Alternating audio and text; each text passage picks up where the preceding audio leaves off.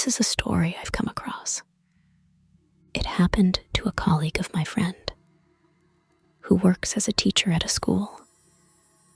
Recently, a female teacher in her 30s passed away. Given her youthfulness and passion for cycling and fitness, coupled with her apparent good health, her sudden demise left everyone in shock. Yet, what truly astounded everyone was the cause of her death. This female teacher recently returned from maternity leave and was assigned to a new class. And that's when things began. Every time she took attendance in this new class, she would call out the names of 2 additional girls. Initially, everyone was just curious, unsure of what she was doing. But after several occurrences, the students started to become scared, and various rumors began to circulate.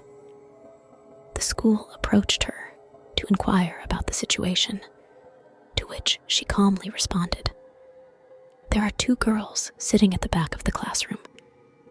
Maybe you can't see them. They haven't been assigned seats yet. If you prefer, I will stop calling their names in the future."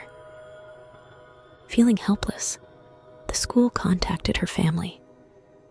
Her family arranged for her to see a psychologist in case it was postpartum depression. However, according to the psychologist's assessment, her mental condition was perfectly normal. Apart from this unusual experience, her behavior remained entirely typical.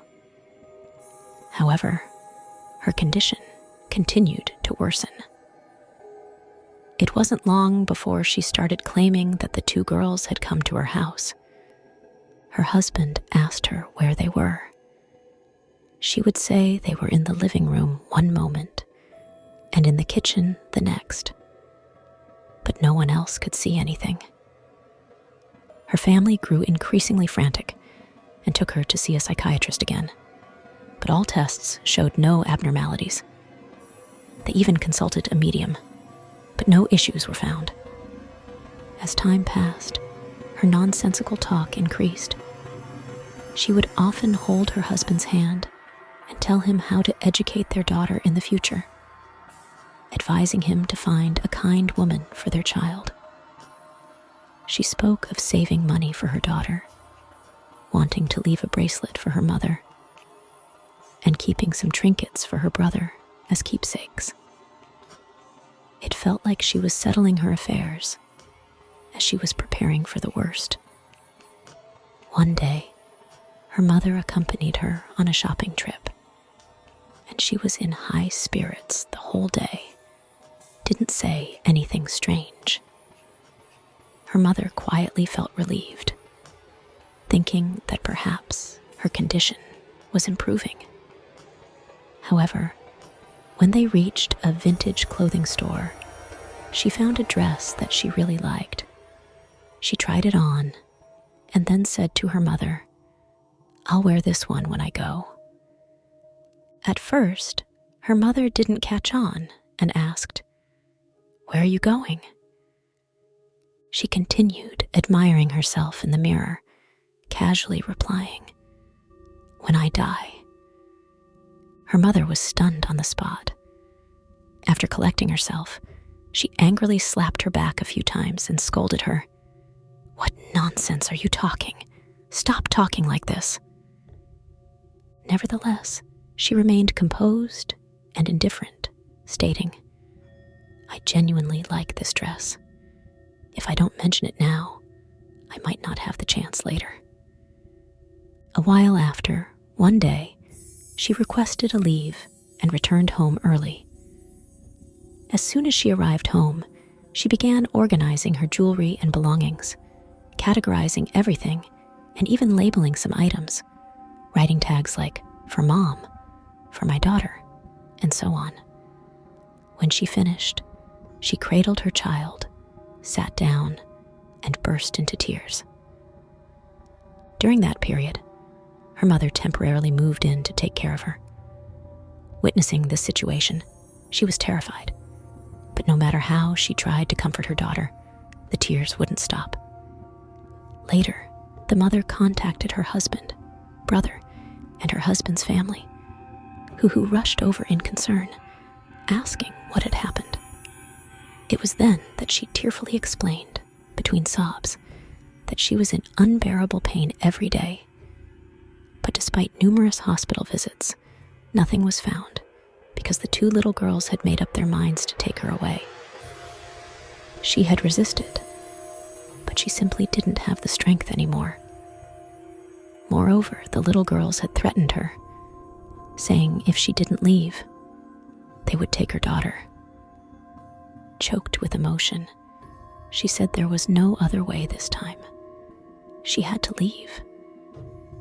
Hearing this, her husband was thrown into a frenzy. He rushed into the kitchen, grabbed a kitchen knife, and began slashing at the air, exclaiming, "Don't worry, I'll chase them away for you, all right." She simply smiled through tears, watching him without a word. That evening, the family held a meeting and allocated responsibilities. Some would take her to see doctors for consultations, while others would seek out different mediums for help. The following day was hectic for everyone. She cooperated fully, attending hospital appointments, undergoing thorough examinations, and responding to inquiries with precision. Yet, she never mentioned the two little girls again. Despite exhaustive tests, the doctors couldn't pinpoint any issues. A few mediums they consulted visited the house, uttering vague statements and failing to provide any meaningful insight. However, one medium, who didn't come in person, requested her birth date and photo only. After scrutinizing them, he furrowed his brows and remarked, "Why are you showing me a picture of a dead person?" The family sweared that she was still alive. The medium, after some rituals, sighed and said, "You've waited too long. She's already halfway into that world. Here's what you could do.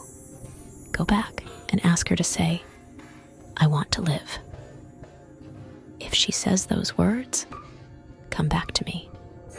There might still be hope." Upon returning home, family members took turns trying to persuade her to express her desire to live. However, she just smiled and shook her head, saying, "I'm too tired, too much in pain. Those two little girls are telling me I have to go."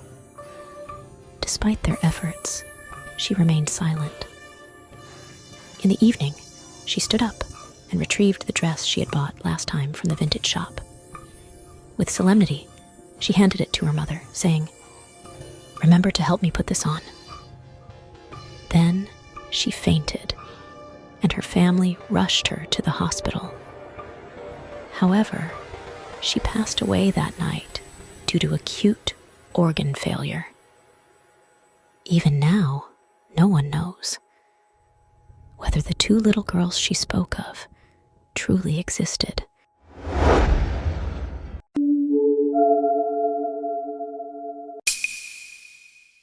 Due to an accident, my retinas detached and I became blind.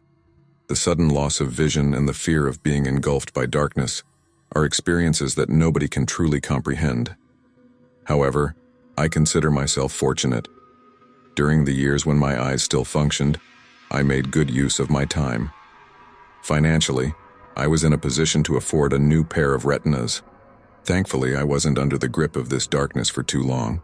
The hospital found a new pair of retinal for me. It was from a recently deceased young girl.